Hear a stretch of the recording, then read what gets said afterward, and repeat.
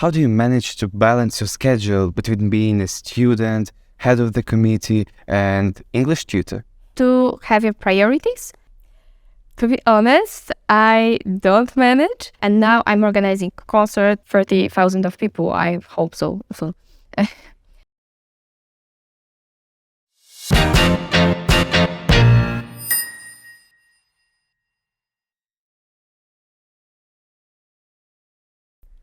Hello, dear followers. Welcome you to another episode of ZUSSIFY, all-in-one podcast.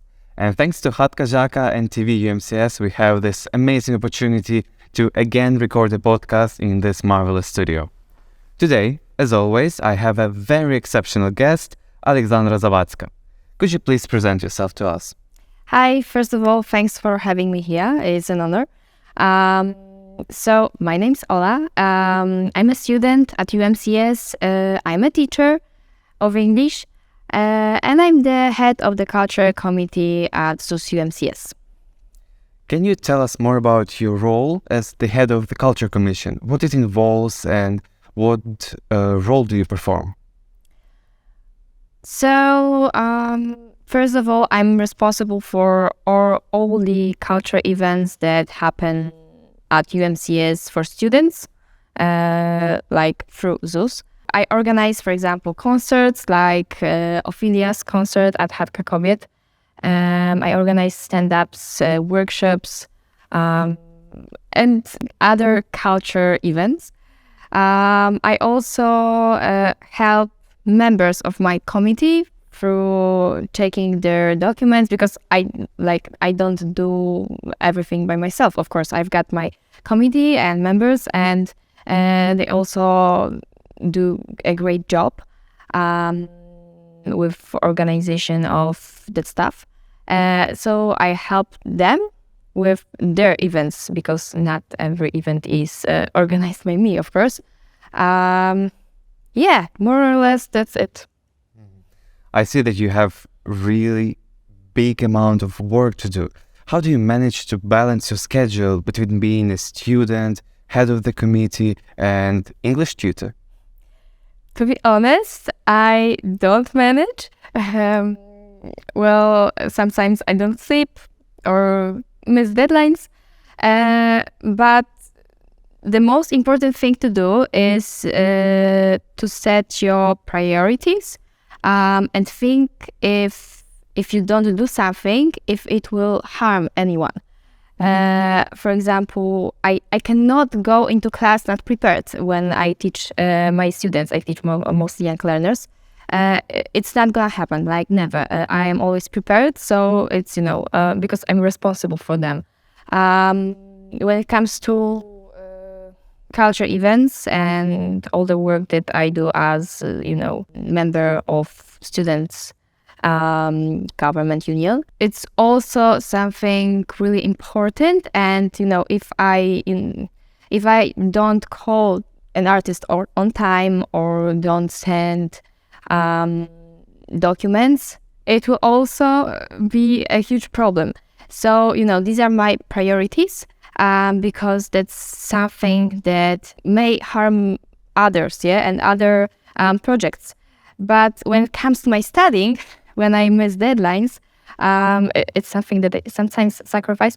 Let's say I will only harm myself. So when I have too much work at the moment, my studies are at last place. So sometimes I don't meet deadlines. I don't need to have perfect grades, so I just study last minute. Like today, I should hand in a paper. I probably will start writing it an hour before deadline. So yeah, that's it. You should think about your priorities. So these are mine, and of course, I pass everything at my studies. But I don't mind handing in those things later, and my lecturers also don't mind. So I'm happy and really thankful. Can you share some example how your time management skills helped you to overcome a challenge that you were facing? Well, first of all, you need a really good calendar because there's a lot of things going on and it's really easy to forget about something. And this thing may be really important and event may not happen without it. So I have a calendar with dates of events or of my exams and, everything important. I also have another notebook. That's one just for ZUS. And it's something that I learned from Veronica from marketing committee because she has perfect notebook. And I have all the events that I'm planning written there, and I've got points, what should be done. I also often ask my friends for advice if I didn't forget about something because it's easy. And then I just, check the list and do all these things. But you need to be prepared and think about all the points that should be done. Nice, thank you. First time I met you, it was in October. It was on the street in the fair. And I asked you this question, and I would like to ask you it again. What advice would you give to international students that want to join student organizations, but are afraid that they will not manage to balance between their academic life, personal life, and activities of student organizations? I have no idea what was my answer in October. Like, I really don't remember. I remember talking to you, but I have no idea what I answered. But I think that, again, you need to have your priorities and focus on them. However, you need to remember that you're not perfect and your grades do not have to be the best. And after studies, a few years later, you won't remember your grades. You will remember the experience that you had for studies. You will remember all the people that you met, great people, because you can really meet great people here. So yeah, sometimes it's better to have like 3, not 5, but at the same time organize an event, go out with friends, do something cool, like, I don't know, this podcast. Really, because this is what matters after studies. Like, of course, you have to study because that's why we're here. But sometimes you don't need to read another book. Sometimes a summary is enough. And you can use this time for something cool. Yeah, people really do say that student years are the best years in life. My next question would be, how do you think learning English can benefit international students, both academically, professionally, and in personal life? First of all, I think that being an international student and not knowing English is almost impossible. Because of course, like Ukrainians are the exception because they speak Polish. Like, it's, I think, easier for them to speak Polish. But in most cases, you cannot go to another country and not speak English because you won't communicate. Yeah. So you need to speak English to communicate with others, not only for studying and your diploma, but also for, getting to know other people, having cool experiences, doing something interesting, meeting people from other countries, other cultures, and it's really great opportunity. Going for Erasmus, for example, you cannot go there without knowing English. It's almost impossible to get a job these days without knowing English. So yeah, it's basic thing. From the amount of time I know you, can you share some tips how to communicate with foreign students from different cultures and backgrounds? Because I know that you communicate with them a lot. For example, let's say that you meet someone at the concert. You already know that this person likes to listen to music. Maybe you like similar music. So there's something already you can talk about. Another tip is to find something in common. But because really we often have similar interests, hobbies, everything, and this is really something we can discuss and learn from each other. Yeah, I don't know. I can teach you how to play guitar. You can teach me how to play piano. It's the example. I don't know if you play piano. Yeah. Really? Okay. I'm good.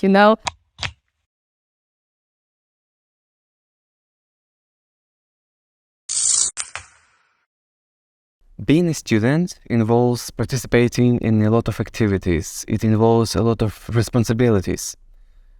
What do you think? How to stay motivated and focused on your goals?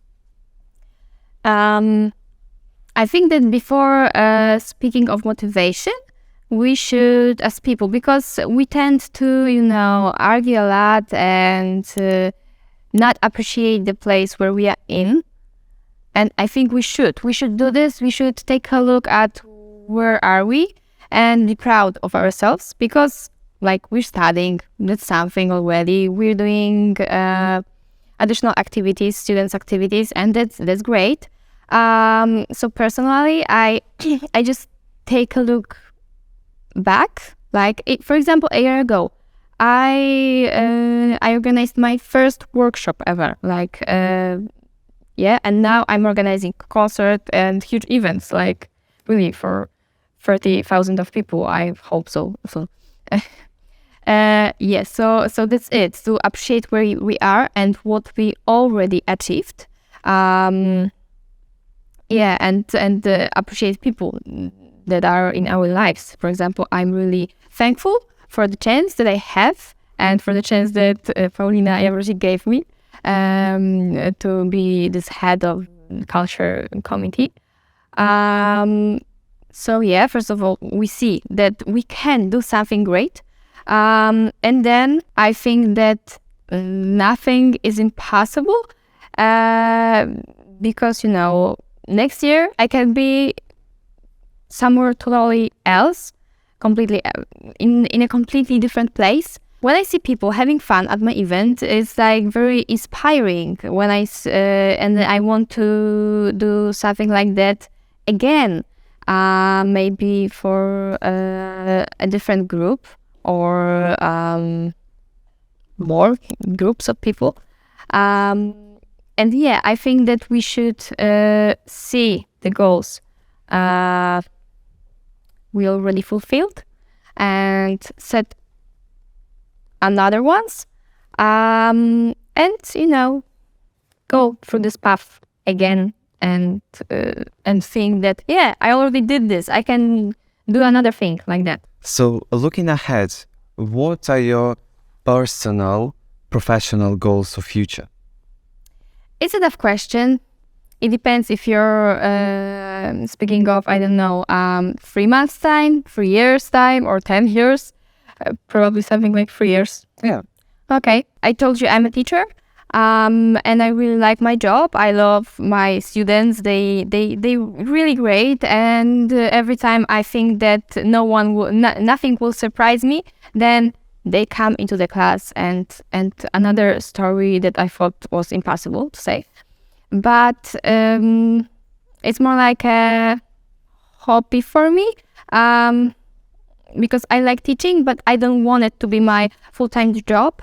I hope that I will still be doing what I'm doing now. I hope that I will still be creating culture, organizing events, I